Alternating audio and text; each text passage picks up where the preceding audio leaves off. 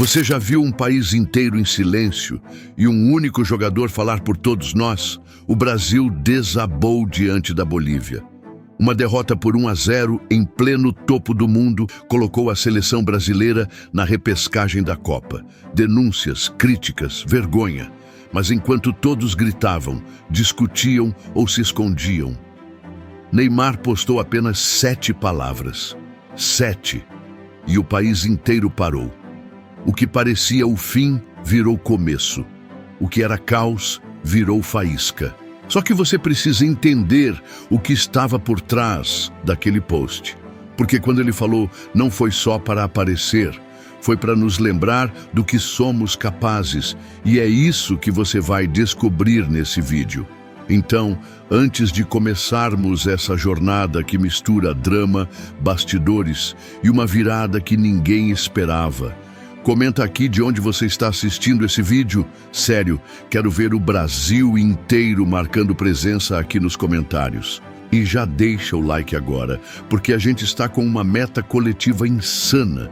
Fazer esse vídeo chegar a 500 novos inscritos. Só vamos conseguir se você ficar com a gente até o final. E tem um motivo para isso. Quem assiste o vídeo inteiro é lembrado primeiro pelo YouTube. Você vira prioridade e ainda tem uma surpresa emocionante no final, além de um vídeo exclusivo sobre os bastidores que ninguém contou, mas só se a gente bater essa meta. Não importa se você está na correria ou de fone escondido no trabalho. Deixa esse vídeo rodando até o fim. O que você vai ver aqui vai te emocionar, vai te surpreender e pode mudar sua forma de ver essa seleção. Neymar pode não ter entrado em campo, mas o que ele fez tem mais poder do que qualquer gol. Respira fundo, porque agora começa a história que ninguém teve coragem de contar.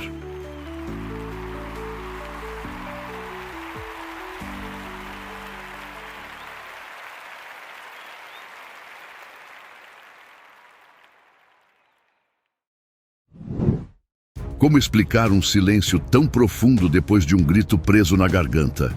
El Alto, Bolívia, 4.150 metros acima do mar. O ar rarefeito castigava o pulmão, mas foi a alma do torcedor brasileiro que ficou sem oxigênio. O estádio vibrava com tambores e vaias que ecoavam como um ritual de caça. E a presa, uma seleção confusa, acuada, sem identidade. Desde o aquecimento, o clima era de tensão. A grama parecia escorregadia demais, os olhos dos jogadores inseguros demais e o relógio lento demais para quem só queria fugir dali. A partida começou com o Brasil tentando manter a posse, mas tropeçando nas próprias pernas. A Bolívia pressionava como se valesse mais que pontos, como se vingasse uma história de desrespeito. E foi ali, no segundo tempo, que tudo desmoronou. Um lance duvidoso, um pênalti marcado, gol boliviano. As câmeras captaram o olhar vazio de jogadores brasileiros, o banco de reservas calado, Ancelotti estático. Foi o retrato de um time sem voz, sem pulso, sem resposta. E quando o apito final ecoou, a dor era evidente. O Brasil estava na repescagem. Como destacaram portais como Reuters e Gazeta Esportiva, foi a pior posição da seleção em toda a história das eliminatórias. Mas o mais chocante não foi o resultado. Foi o semblante de quem parecia já ter aceitado a queda. Não houve briga, não houve reação. A altitude cobrou caro, mas a apatia foi o golpe final. A seleção brasileira não perdeu só para a Bolívia naquele dia. Perdeu para si mesma. Para a falta de coragem, para o peso de uma camisa que já foi temida e agora parecia esquecida. E foi nesse cenário desolador que surgiu a primeira fagulha de mudança. Mas você saberia reconhecer o exato momento em que o destino virou de ponta cabeça? Quando o avião da seleção tocou o solo brasileiro, ele não trouxe apenas atletas exaustos. Trouxe também uma bagagem pesada de indignação e vergonha. Nos bastidores da Confederação Brasileira de Futebol, o clima era de revolta. A derrota para a Bolívia não foi vista apenas como um tropeço técnico. Foi considerada uma mancha institucional. e o primeiro a explodir foi o presidente Samir Chaoud, que diante das câmeras e dos microfones disparou. Foi um desastre, um cenário antidesportivo, um atentado contra o futebol. Não era apenas frustração, era raiva, impotência e a sensação de que algo muito maior havia sido comprometido. A CBF apresentou queixa formal contra a organização boliviana. Denunciou intimidação da polícia local, manipulação deliberada dos gandulas, que retardavam devoluções de bola com gestos sincronizados, e um clima de hostilidade construído para desestabilizar emocionalmente os jogadores brasileiros. Rodrigo Caetano, diretor de seleções, foi ainda mais direto. Em 30 anos de futebol, nunca vi algo assim. A imprensa internacional rapidamente repercutiu essas falas. Jornais como o AS, da Espanha, e a Cadena SER classificaram o episódio como o maior colapso emocional e logístico da história recente da seleção brasileira. Mas enquanto a CBF gritava por justiça, surgia uma pergunta que incomodava os torcedores mais atentos. E se o problema não estivesse apenas fora de campo? Se tudo foi tão hostil, por que o time não reagiu? Por que não houve alma em campo? As denúncias viraram escudo, mas não apagaram o sentimento de impotência coletiva. O Brasil, que já foi sinônimo de superação, agora buscava culpados, enquanto esquecia de olhar no espelho. E nesse vácuo de liderança, uma figura ausente começava a ganhar ainda mais força. Você consegue adivinhar quem estava prestes a virar o centro de tudo? Em meio a tantas vozes acusando, justificando e tentando se esquivar da responsabilidade, uma ausência pesava mais do que todas as palavras ditas: Neymar. O camisa 10, que sempre carregou a seleção nas costas, dessa vez sequer foi convocado. E isso criou um vácuo, não só técnico, mas simbólico. O silêncio dele do lado de fora era mais barulhento do que todos os gritos dentro de campo. Era como se o Brasil tivesse perdido não só um jogador, mas sua própria identidade. A ausência foi sentida a cada passe errado, a cada ataque sem alma, a cada jogada sem criatividade. Não era apenas a perna direita de Neymar que fazia falta. Era o espírito que ele levava para dentro das 4 linhas. Em entrevista, Ancelotti explicou que a decisão foi técnica, não física.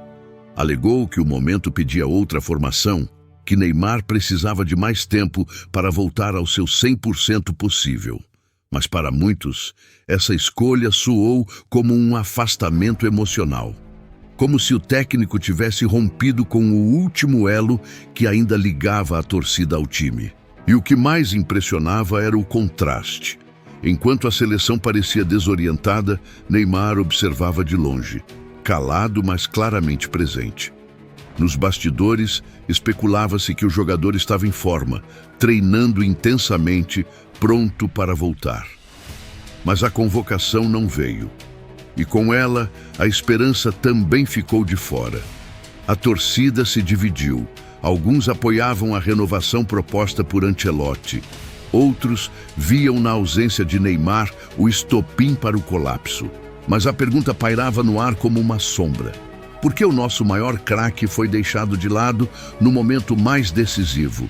Foi preciso apenas um story. 7 palavras, nenhum emoji, nenhuma explicação. Apenas Brasil na Copa, rumo ao Hexa. Em meio ao caos, às críticas, à avalanche de manchetes negativas, Neymar reapareceu. Não em campo, mas onde hoje tudo repercute mais rápido, nas redes sociais. E o silêncio se quebrou de forma ensurdecedora. Como se cada letra digitada fosse uma nota de guerra, uma bandeira erguida, um convite à resistência emocional de um país inteiro. A frase viralizou em segundos. Torcedores compartilharam com lágrimas nos olhos, jornalistas debateram nos programas de fim de noite, influenciadores usaram como legenda de esperança. Mas nem todos viram com bons olhos. Alguns acusaram Neymar de oportunismo, de querer roubar os holofotes num momento crítico. Outros disseram que o post foi vago demais, frio demais, sem engajamento real. Segundo análise feita pelo UOL e Gazeta Esportiva, o gesto dividiu a imprensa esportiva. Uns enxergaram um líder resiliente, outros um craque tentando manter sua relevância. Mas, no fundo, o que importava não era o consenso, era o impacto. Aquelas 7 palavras reacenderam algo que parecia morto desde o apito final contra a Bolívia. Fé. Fé no futebol. Fé na camisa. Fé no retorno do ídolo. E talvez fé de que nem tudo estava perdido. Foi um post, só um post, mas que, em tempos de vazio emocional, funcionou como grito de guerra. A pergunta agora era: será que isso foi apenas um gesto simbólico ou o início de um retorno épico? Em um mar de vozes que apenas ecoavam desculpas, a mensagem de Neymar não só rompeu o ruído, ela reposicionou a bússola emocional do torcedor brasileiro. Era mais do que uma frase, era um código, uma senha secreta que só quem realmente ama essa camisa consegue decifrar. Brasil na Copa, rumo ao Hexa. Ali, sem gritar, sem acusar, sem se vitimizar, Neymar reacendeu algo que parecia enterrado sob camadas de vergonha e frustração: esperança. Nos bastidores da seleção, o post foi lido e relido como se fosse uma carta escrita para cada jogador. Um recado silencioso dizendo: eu ainda acredito em vocês. E isso fez diferença. Jogadores mais jovens que cresceram, vendo Neymar como ídolo, sentiram o peso do apoio. Integrantes da comissão técnica comentaram nos corredores que ele falou por todos nós. O elenco, antes desunido, passou a trocar mensagens entre si, compartilhando o post como sinal de que ainda havia algo maior pelo qual lutar. A torcida, que mal sabia para onde olhar, voltou os olhos para aquele story como quem reencontra um farol na neblina. É irônico, talvez até poético. O homem que foi deixado de fora acabou sendo o elo que mais uniu todos. Neymar, mesmo fora de campo, assumiu o papel de líder emocional. Não por obrigação, mas por natureza. Ele não precisou vestir a camisa para representar a seleção. Com 7 palavras, vestiu a alma do torcedor. E ao fazer isso, provou algo que nenhuma convocação poderia validar. A liderança verdadeira não precisa de autorização. Ela simplesmente acontece. E se isso não for o começo de uma grande virada, então o que mais seria? Por trás da derrota para a Bolívia, havia mais do que altitude e clima hostil. Havia um time perdido em campo e fora dele. A seleção brasileira parecia um corpo sem sistema nervoso, sem direção, sem ritmo, sem coordenação. As linhas estavam desconectadas. A transição do meio para o ataque era um emaranhado de passes laterais e improvisações sem propósito. E a defesa? Vulnerável, lenta, reativa. O que se viu não foi uma seleção em reconstrução, foi uma seleção em colapso tático. Mauro César, em seu comentário pós-jogo no rádio, foi direto: não há ideia clara de jogo, nem sincronia entre os setores. Já Fábio Piperno, no YouTube, disparou: é o ciclo mais bagunçado da história recente da CBF. Ancelotti chegou, mas herdou uma terra arrasada. Ambos foram unânimes em apontar que o problema não era apenas técnico, era estrutural. Faltava comando, faltava plano, faltava visão. Como destacaram em análises pós-jogo divulgadas em rádio e YouTube, a convocação parecia mais um mosaico de nomes do que um time com identidade. Enquanto o torcedor tentava entender como um elenco milionário podia render tão pouco, a sensação era de abandono estratégico. Cada jogador parecia falar uma língua diferente dentro de campo, e talvez falassem mesmo. Com tantas mudanças recentes no comando técnico, de Tite a Diniz, de Dorival a Ancelotti, a seleção nunca teve tempo para criar raízes. E assim, o maior símbolo do futebol mundial virou um experimento mal resolvido.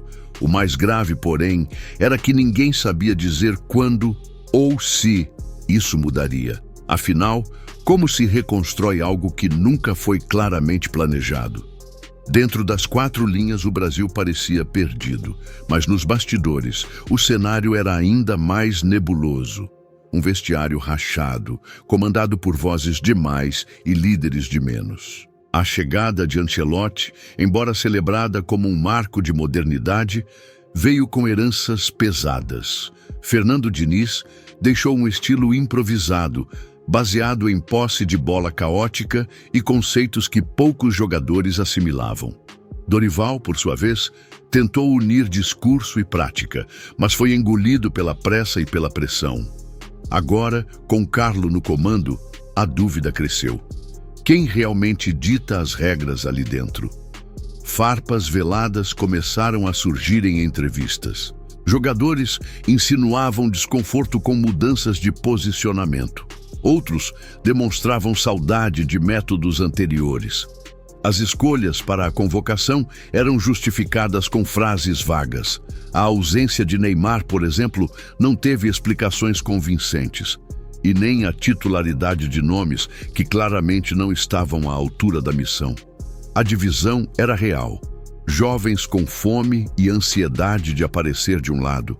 Veteranos tentando resgatar prestígio e estabilidade do outro. E no meio, um técnico estrangeiro ainda tateando um terreno minado. Nos corredores da concentração, a tensão era palpável. Alguns jogadores mais experientes tentavam chamar para si a responsabilidade, enquanto os mais novos esperavam por direção. Ancelotti, embora renomado, ainda parecia distante, quase observador demais para um momento tão crítico. O que restava era a sensação de um time sem dono, sem alma coletiva, sem um rosto que assumisse o peso daquela camisa. E quando um time joga sem saber quem lidera, ele já entra em campo perdendo. Mas será que ainda havia tempo para descobrir quem poderia e deveria ser esse líder? Entre as ruínas emocionais deixadas pela pior campanha da seleção em eliminatórias, restava um único ponto de convergência. Um nome que ainda causava silêncio respeitoso nas rodas de conversa, seja entre jogadores, comissão ou torcedores. Neymar. Ele não estava em campo, nem no banco, mas continuava ali, pairando sobre o time como um símbolo, o último elo entre o passado glorioso e o futuro incerto. Enquanto os líderes dentro do elenco ainda buscavam seu espaço, Neymar já era esse espaço. Sua ausência tinha o peso de uma presença mal resolvida. E seu post no Instagram, tão simples quanto poderoso, funcionou como uma senha emocional para restabelecer a unidade. Jornalistas apontam que o clima interno mudou após sua postagem. Jogadores mais jovens passaram a falar em reação. Membros da comissão relataram mais comprometimento nos treinos e nos bastidores, o nome dele voltou a circular como uma solução, não um problema. A mensagem não foi apenas um apoio à distância, foi a lembrança de que o futebol brasileiro ainda tem um norte, e ele atende por Neymar. Se Ancelotti quiser selar de fato uma nova era para a seleção, terá que fazer isso sem romper com a essência de quem manteve a chama acesa por mais de uma década. Neymar pode não ser o mesmo garoto veloz de 2014, mas hoje é algo ainda mais raro. Um craque que sobreviveu à idolatria, às quedas e às cobranças, e ainda assim continua disposto a lutar. Seu retorno não seria apenas técnico, seria simbólico, seria a ponte que falta entre a reconstrução e a redenção. A única dúvida agora é: o Brasil vai entender isso a tempo? Algumas derrotas não quebram, elas revelam. E foi exatamente isso que a queda para a Bolívia fez com a seleção. Tirou todas as máscaras, desfez as ilusões e escancarou o que realmente faltava. Não era só tática, técnica ou planejamento. Era emoção, pertencimento e identidade. Coisas que não se treinam, que não se importam da Europa, que não se explicam em entrevistas. E é nesse vácuo emocional que a reconstrução começou. Não nos pés, mas no peito. A figura de Neymar voltou a ser o centro de gravidade.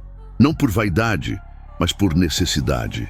Ele deixou claro com poucas palavras que ainda acredita. E quando o craque acredita, quem somos nós para duvidar? A seleção começou a respirar de novo. Jogadores voltaram a falar em entrega, em responsabilidade, em família. O discurso de reconstrução saiu do papel. Neymar, mesmo ausente fisicamente, inspirou os primeiros tijolos dessa nova fundação emocional. O time passou a treinar como se algo novo estivesse prestes a acontecer. Como se o destino ainda pudesse ser reescrito. E é aí que a fé renasce. Fé no Hexa. Não como obsessão, mas como símbolo de uma virada. Não se trata mais de vencer por vingança, mas de vencer por identidade, por memória, por futuro. E para isso, cada peça precisa estar no lugar certo. Neymar é essa peça, a que conecta passado, presente e o que ainda está por vir. A jornada renasce não quando vencemos, mas quando, depois da queda, conseguimos olhar um para o outro e dizer: ainda dá tempo. E para o torcedor brasileiro, essa frase é tudo o que ele precisava ouvir. O que as câmeras desligadas não mostraram foi o silêncio carregado de perguntas no corredor que ligava o campo ao vestiário. As chuteiras batiam no piso de concreto com o mesmo peso da frustração que os jogadores carregavam nos ombros. Um segurança encostado na parede observava o elenco passar sem dizer nada. Só balançava a cabeça em negação. O cheiro de suor, grama úmida e ansiedade pairava no ar como um lembrete de que algo muito maior havia sido perdido além do jogo. Dentro do vestiário, ninguém falava alto. Alguém chutou uma garrafa d'água vazia. Outro se sentou no canto e encarou o próprio reflexo em um espelho rachado. Foi ali, entre murmúrios abafados e olhares de cobrança, que uma notificação no celular de um jogador mudou o ambiente. O post de Neymar. Silêncio. Um a um, os atletas abriram o story. Alguns sorriram discretamente, outros apenas assentiram com a cabeça. Um auxiliar técnico comentou baixinho: ele ainda tá com a gente. E naquele momento, a frase virou quase um mantra, um suspiro coletivo. Um dos fisioterapeutas, ao ajeitar as faixas em um tornozelo inchado, sussurrou: a gente precisa dele. E talvez não fosse apenas no sentido técnico, era mais profundo. Neymar representava a conexão com tudo que essa seleção vinha tentando resgatar: paixão, entrega, coragem. A cena que ninguém viu e que ninguém jamais veria era a mais reveladora. Um grupo calejado, despido de escudos, finalmente percebendo que antes de voltar a vencer, precisariam voltar a sentir. Porque o que se vive no vestiário, longe dos holofotes, é o que determina o que se conquista dentro de campo. E ali, entre faixas, sorrisos tímidos e mensagens de celular. Talvez tenha começado a redenção. Às vezes, a liderança mais poderosa não grita, não aparece, não pede permissão. Ela apenas age, no tempo certo, do jeito certo, com as palavras exatas. Foi isso que Neymar fez. Em meio ao caos, ao colapso da seleção e à revolta de um país inteiro, ele não foi para entrevistas, não fez lives, não buscou protagonismo. Ele apenas escreveu 7 palavras. E com elas, reacendeu uma chama que parecia extinta. Aquele post não mudou o placar do jogo, mas mudou o clima no vestiário, no noticiário e principalmente no coração do torcedor. Essa história não é só sobre futebol, é sobre o poder de uma presença invisível, sobre como, mesmo longe dos gramados, um líder pode inspirar, pode guiar, pode unir. Neymar, criticado, julgado e tantas vezes mal compreendido, mostrou que ainda é e sempre foi a alma dessa seleção. Sua mensagem foi como um farol em noite sem lua. Ela não iluminou tudo de uma vez, mas foi o suficiente para lembrar que ainda existe caminho, ainda existe propósito, ainda existe tempo. E às vezes a grande virada começa assim, com um silêncio que faz mais barulho do que qualquer grito. Se você chegou até aqui de coração, obrigado. Você não apenas assistiu a uma história, você fez parte dela. Cada segundo assistido, cada comentário, cada compartilhamento ajuda esse canal a continuar trazendo conteúdos que vão além do superficial. E se essa jornada ressoou com você, se de alguma forma te tocou, eu quero te pedir uma coisa simples, mas poderosa. Nos ajude baixando o nosso e-book exclusivo sobre os bastidores da seleção brasileira. O link está no comentário fixado. Se fizer sentido para você, sua contribuição vai muito além do conteúdo. Ela ajuda a manter viva essa comunidade que acredita no poder da informação e da emoção. Acredite, quando a gente se junta, quando compartilha esperança e visão, a transformação acontece. No futebol, no país, em cada um de nós. E sim, o Hexa pode até demorar, mas ele começa aqui, com quem ainda tem coragem de acreditar. Muito obrigado por estar com a gente. Vamos juntos, sempre.